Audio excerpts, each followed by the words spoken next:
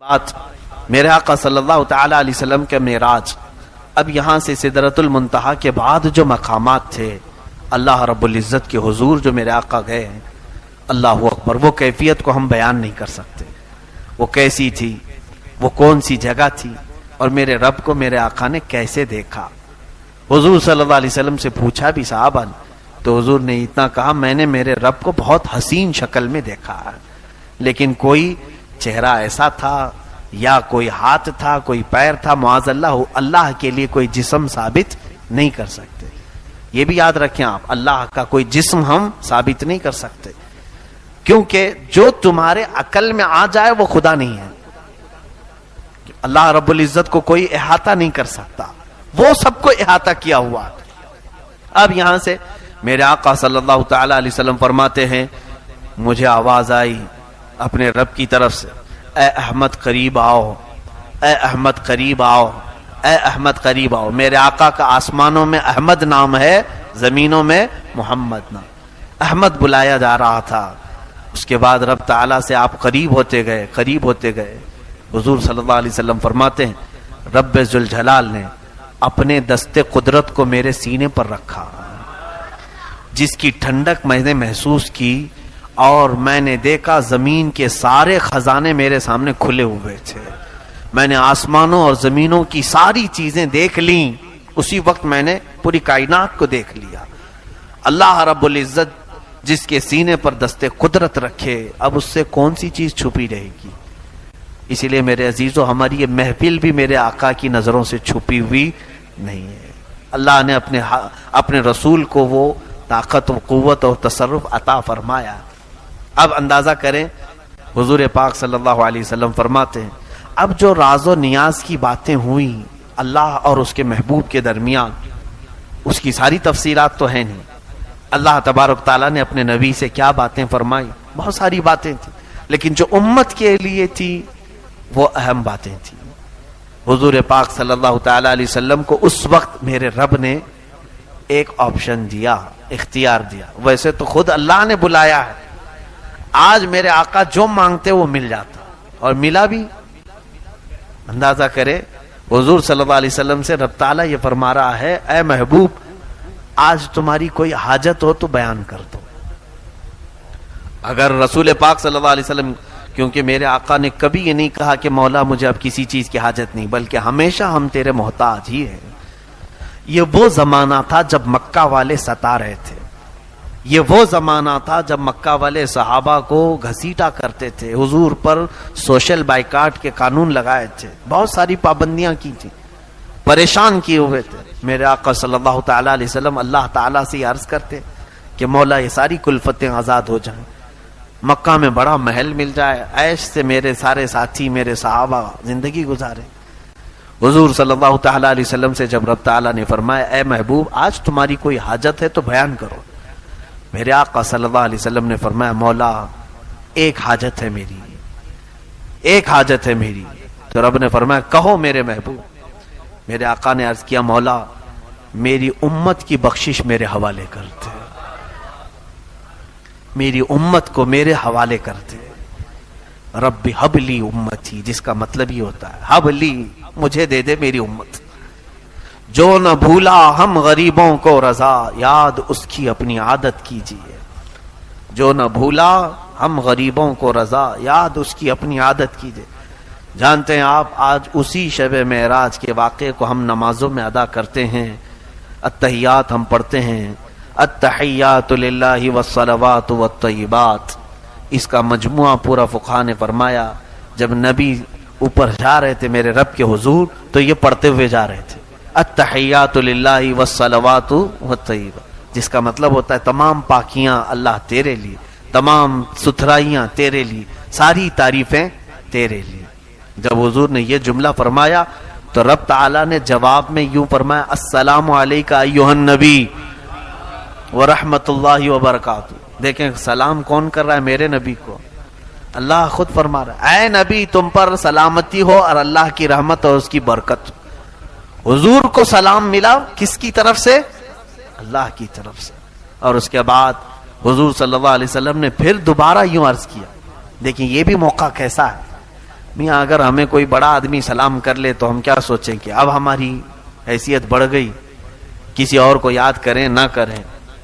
مگر حضور پاک صلی اللہ تعالی علیہ وسلم کو جب اللہ نے سلام فرمایا تو حضور آگے بڑھ کر یوں عرض کرتے ہیں والسلام علینا وعلی عباد اللہ الصالحین. مولا صرف مجھ پر نہیں، میری امت کے سارے گنہگاروں پر بھی تیرا سلام اور صالحین بندوں پر بھی تیرا سلام. میرے آقا کہاں ہمیں فراموش کیے، کہیں ہمیں بھولے ہیں میرے آقا؟ رسول کریم صلی اللہ علیہ وسلم نے ہمیں کسی جگہ پر چھوڑ دیا ہے؟ اے میرے عزیزو، اللہ کے حبیب صلی اللہ علیہ وسلم نے جب یہ عرض کیا، سارے ملائکہ سن رہے تھے اللہ کا کلام اور نبی کا یہ کلام. حضور نے پہلے کیا کہا اللہ کی تعریف میں؟ التحیات للہ والصلوات والطیبات. تو رب تعالیٰ نے فرمایا السلام علیکہ ایھا النبی ورحمۃ اللہ وبرکاتہ. میرے آقا نے پھر کہا والسلام علینا وعلی عباد اللہ الصالحین.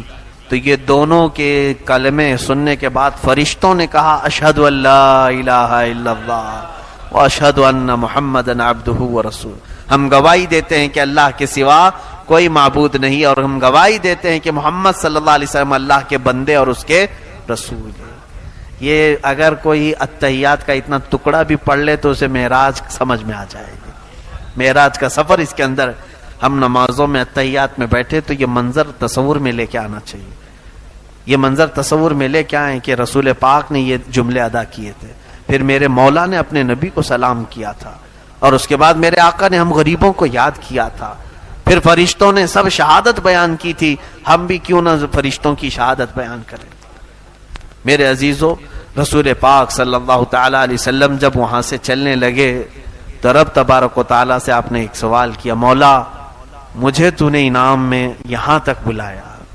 دیکھیں کہاں کہاں حضور پاک ہمارا خیال فرماتے ہیں کہ سب یہاں تک آ نہیں سکیں گے، سب تیرے دربار تک یہاں تک نہیں پہنچ سکیں گے. میں جاؤں گا تو میری امت مجھ سے بار بار تیرے بارے میں پوچھے گی، اور وہ پوچھیں گے کہ یا رسول پاک آپ تو پہنچ گئے، ہم کیسے جا سکیں گے؟ اے اللہ میں اپنی امت کو کیا بتاؤں؟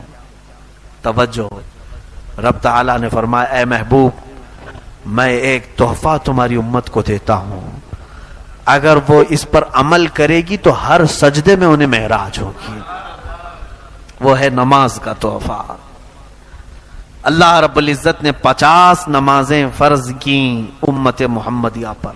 کہا کہ رسول یہ لے جائیں 50 نمازیں اپنی امت کو پڑھنے کا حکم فرمائیں کہ وہ دن اور رات میں 50 نمازیں پڑھیں. میں سوچتا ہوں ہیں تو گھنٹے 24، اگر 50 نمازیں فرض ہوتی تو آدھے گھنٹے سے پہلے اذان ہونے لگ جاتی.